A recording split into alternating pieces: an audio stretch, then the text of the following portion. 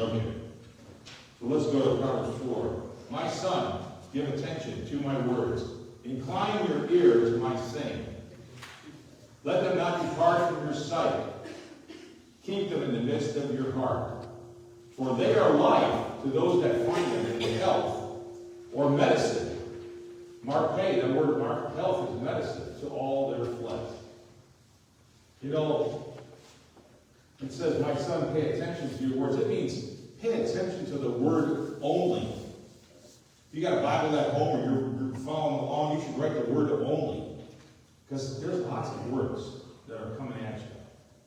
Lots of words. Most of the words that we hear are negative, right? We're hearing fear, doubt, and unbelief. How many watch television? You watch a commercial. It's advertising medicines. Constantly. Prescriptions, right? And all kinds of awful side effects from these medicines that they want you to take. I mean, you got to be afraid to take those side effects after you listen to all that, right? See, so you've got to start saying, no, I'm not going to get this disease. I'm not going to get heart disease like my parents did or like my grandparents. This is all alive in the devil. But that's a path you can go down. As a Christian, you can live a sick life. You've got to make a decision to pay attention to God's word and take it. That's the medicine, and that's the prescription. It's like if you went to the doctor's office, it's life and health or medicine to all your flesh. Well, how do you take it? You just got to believe it. Jesus said in Mark 5:36, when he was talking to the synagogue ruler in Capernaum, his daughter had died. He got a terrible report. And Jesus said to the guy, only believe. He's saying the same thing to you too today. Only believe. I know that's not easy to do. This thing is still pretty loud. What do you think? That's the best you can do? Well, I just hooked this board up today. Everything's on. But that mic. That's okay. I don't want to blow everybody out. I don't even need it.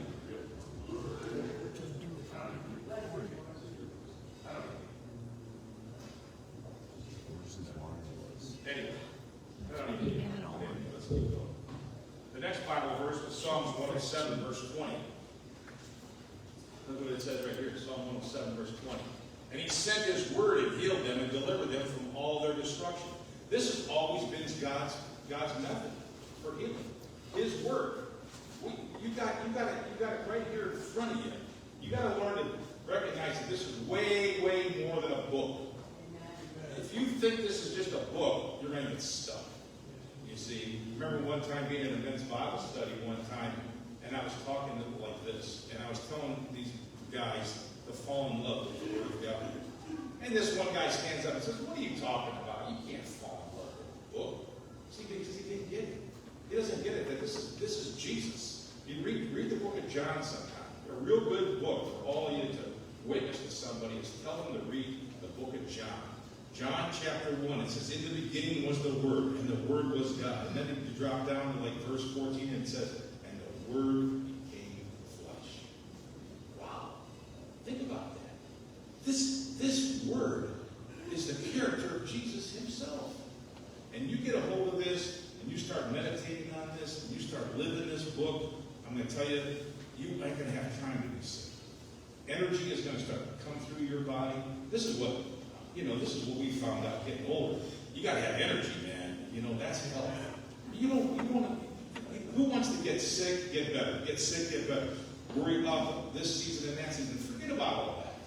You want to live a divine, healthy life all the days of your life, okay? Until satisfied. Read Psalm 91 sometime. Right at the end it says, and with a long life I will satisfy you. What's it saying? Until you're satisfied. Not him, you.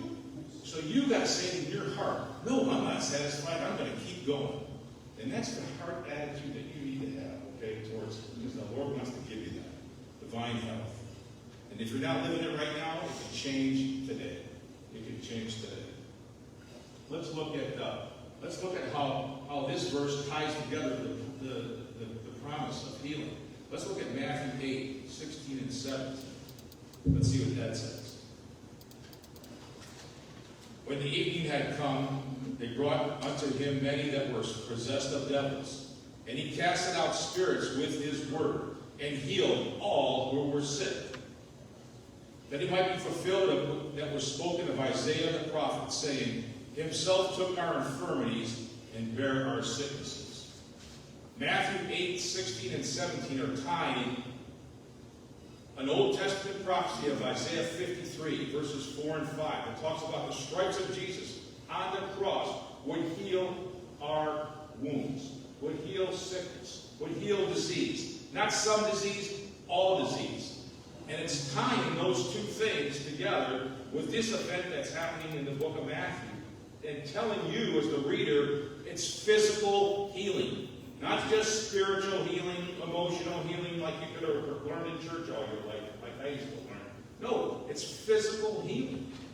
And the Lord wants you to take hold of this. And He heals all who are sick. So there's no exceptions. If you want it, take it. That's what faith is. Faith is taken from God. You take it by faith. Say, I take it by faith. Yes. Don't wait until you see it. Anybody can do that. You take it before you see it, and then you'll see it. And there's a lot of Bible lessons about that. You take it before you see it. I can tell you lots of testimonies of folks, and even in my own life. You just say, I'm healed. I don't care how I feel. I remember one time having a gallbladder attack. I thought I was going to die. The Lord said, go to bed. He said, rebuke that thing and go to bed. Did I feel like going to bed? No. Did I feel, did the pain stop? No. But the next day I woke up and I haven't had the pain for 8 years now. It's gone. And I don't know what happened, but I just obeyed the Lord. You know, you got to act on the Lord's word. He's going to give you a word. You press Him for it. By His stripes you were healed. Amen. Let's look at what this word is. Here's how this works, because the word is way more than a book. John 6:63, Jesus said this about His word. It is spirit that quicken the flesh, or quicken or strengthen the flesh. The words that I speak to you, they are spirit and they are life. This word, this Bible that you're talking about, is a spiritual being. I know that's kind of flipped out, but this is what Jesus said it is. And when does that happen? When you believe it. It doesn't become a spiritual thing until you believe it. You've got to mix it with your heart, okay? If you continue to say, let's take any account in the Old Testament. Let's take creation, 6-day creation. Went to public school, or even Catholic Christian schools. I went to school. We were taught evolution. We were taught that God used evolution. Did God need evolution to make something? No. He made things in 6 days. That's what the Bible says. You've got to believe that. That's just literally, if you don't do this, then the rest of the Bible becomes a doubt to you. Because you're going to say to yourself, there's a lot of miracles in here that have to be exaggerated. Because Genesis 1 is exaggerated. God made heavens and earth in 6 days. How could He have done all this in 6 days? No, He had to use evolution over periods of millions and millions of years. This is how the devil weaved his way into our culture to teach all of us kids that the Bible's not true. See? But the Lord wrote this thing specifically in days. He said He created things on day 1, day 2, day 3, day 4. To tell you this, I know you live in days. I know you need something today. Well, guess what? I can get a lot done for you in a day. That's all the concept is. And this is the way He did things. And on the 4th day, on the 6th day, He made man, right? In His image and likeness. And He made all the animals on the same day. So that was a busy day for the Lord, right?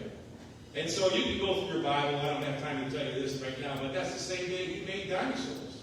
He made dinosaurs on the same day He made you. And you can check that out. He talks to Job. He has a conversation with Job. Job 40, verse 15 or something like that.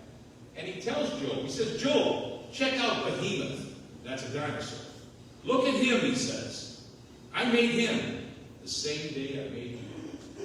Not millions and millions of years apart.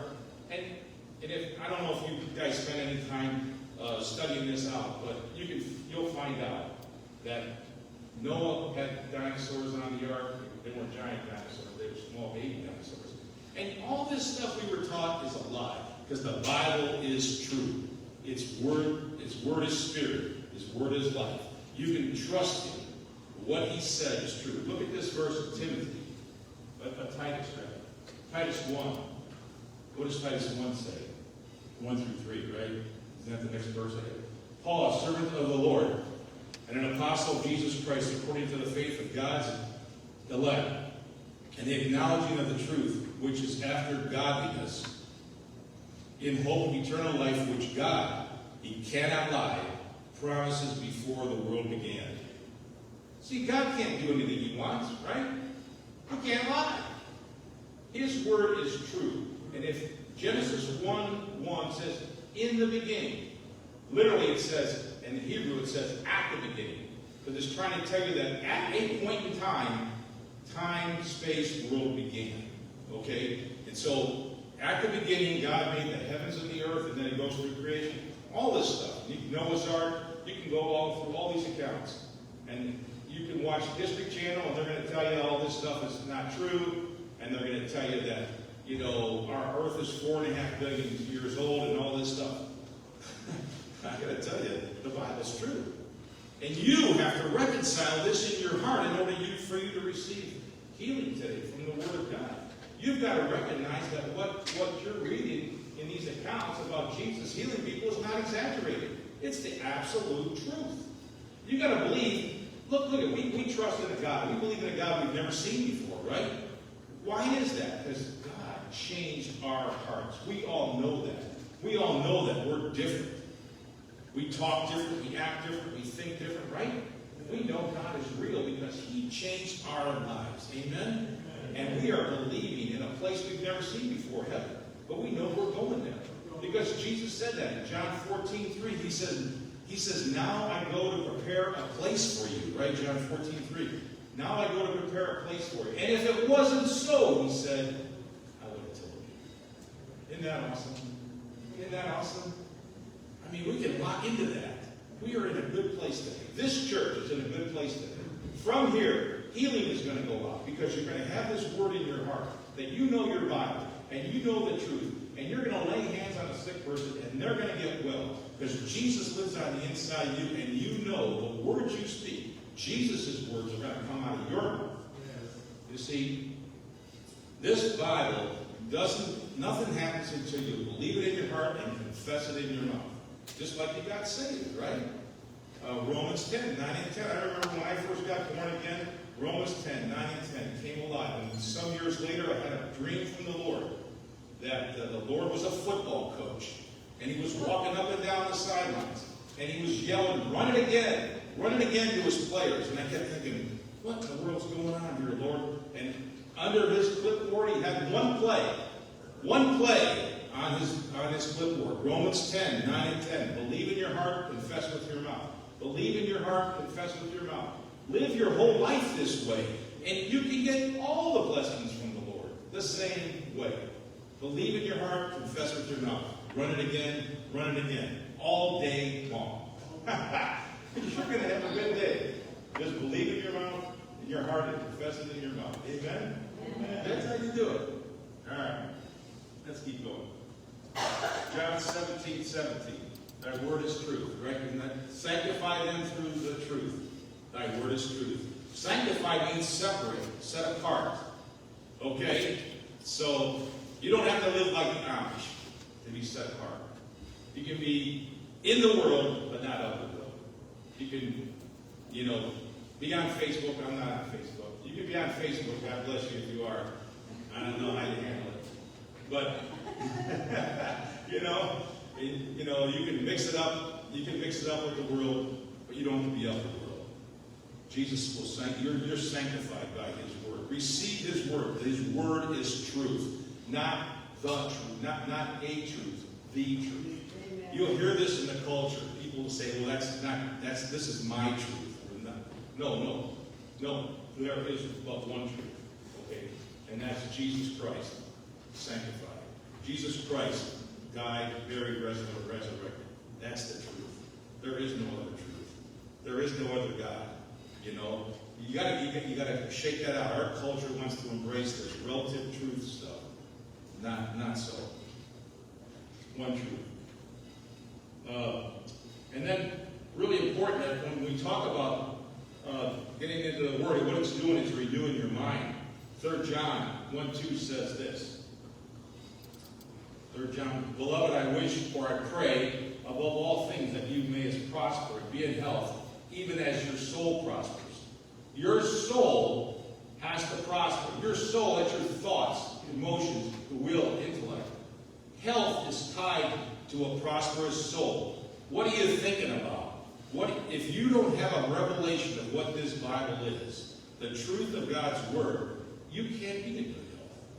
Because you're going to be fellowship in fear, doubt, unbelief, uncertainty. You're going to say, well, I'm 70 years old. I got to have a problem. I got to have this. I got to have that. You know? You see what I'm saying? That's what the world has taught you. But the Bible says, no, you don't. Because I wish that you'd be in health, even as you prosper, even as your soul prospers. In other words, it cannot be, your body can't respond to something you're not thinking about. It just can't. If you're thinking sickness, you're going to be sick. Yes. Amen. So this is why your mind needs to be renewed by the Word of God. That's a prosperous soul. A couple more verses. Jesus said this. Said this about Jesus in Acts 10. Just so you know, how God had anointed Jesus of Nazareth by the Holy Spirit with power, and he went about doing good, healing all who were oppressed of the devil, for God was with him. Jesus, God, does not put sickness on people to teach them a lesson. This Bible verse right here tells you what sickness is. It's oppression from the devil. Yes. So you understand that in your heart. Get mad if you have a friend that's fighting sickness. Get mad at what he does to the body of Christ. Because it's oppression from the devil. And we should not tolerate it. We put up with way too much. You know, you can have an infection, let's say, or a rash, and you put up with that forever. Oh, you just keep putting stuff on it and go on and go on. No more. Put your foot down. It's oppression of the devil. Jesus paid the price. You don't have to live that way no more. Kick it out. Take it by faith and start confessing Bible verses in your heart, and you will be well. It'll clear up. It'll go away. You know? Amen. And then one more verse, 1 John 3:8. Similar verse says this about Jesus. 1 John 3:8. We have that one? Maybe. How God anointed Jesus of Nazareth. No, he that committed sin is of the devil. For the devil sinned from the beginning. For this purpose the Son of Man was manifested that he might destroy the works of the devil. Pretty similar verse. Sickness is a work of the devil. You know, when Adam sinned, he brought total corruption into the earth. I know we look out, it looks beautiful to us. The trees, grass, Lake Erie, all these places, it looks beautiful. But it's really in a corrupt state. It was way, way better before the sin of Adam. When Adam sinned, corruption came into the whole earth. Death brought in death. He brought in sickness and disease too. It's married to the hip. When Jesus went to the cross, he had to deal with it all. See, there's no difference. Remember the account when those guys cut a hole in Jesus' roof and they dropped that guy on the mat down on the floor to heal their friend. He was laying on a mat. The first thing Jesus said is, your sins are forgiven. And then he grabbed his hand and said, rise up and walk. Notice in Jesus' mindset, sickness and sin were the same. He dealt with them exactly the same. We in the church have compartmentalized this and thought, Jesus took care of sin, but sickness, we're on our own. We're counting on the medical profession to come up with our answer, you see. No, the Lord has an answer for you, and that's his word. You start meditating on his word, you start thinking about these things, it will leave. I guarantee it. I've heard a lot of testimonies about this. You just start reading your Bible. So let me just conclude. I had a couple verses, but let me just conclude that Jesus is in you. You are anointed of the Holy Spirit. And let me just jump down to Hebrews 10:23. It says, you know, you can't trust in your own faith. You got to trust in the faithfulness of the Lord. Jesus is faithful. Jesus is the healer. But he wants you to recognize that. It says, let us hold fast to the profession or confession of our faith without wavering. For he is faithful and promised. That word profession can be changed to confession. So what's coming out of your mouth? You can't say, I'm healed of the Lord, and then call up your best friend and say, man, I'm sick of the dog. I feel terrible. You know, I don't know what's going on. You know, you can't do that. You're confusing your heart, see? You're being mixed. You know, you read the book of James sometimes. It talks about how a man of double-minded, he's confused. He can't receive anything from the Lord. Your own heart is listening to you. So if you're always saying negative things about yourself, I'm a loser, I can't do this, you know, then when you turn around and you go to your Bible and it says, I can do all things through Christ Jesus who strengthens me, what information does your heart have to believe you? He's been listening to you all day talk about, you've been talking about how you're a loser. You follow me? You got to get your words lined up with this word. Okay? And once you start doing this, this is going to start to work for you. You are going to see everything in your life change. No more sickness, no more disease. And from this place, you guys are going to impact everybody you know around here. Amen? And people are going to be changed. The life and health is going to come out of them because it's going to start coming out of you. Amen. Okay. That's my pep talk. Amen. I tell you, it really works. It really does. You know, you really don't want to get sick. But if you do get sick, this same principle will work. Sometimes you need a miracle. Sometimes you need these things to happen right away. And God knows that too. And if you can stand in faith for a miracle. But the ideal way for a Christian to live a healthy life is to start to get into these things before they're sick. This is the best time. If you're in good health right now and you don't have any issues, this is the best time to start sowing these things. Because when the trouble comes, you're going to have something to fight it with. You're going to have way more in your, why fight the devil with one hand behind the back if you don't have to? Get them both out there. You might need some help from a doctor, but you got the Word of God in your right hand. And you will win every fight that the devil sends at you. You will not have to be sick one day. Amen? Amen.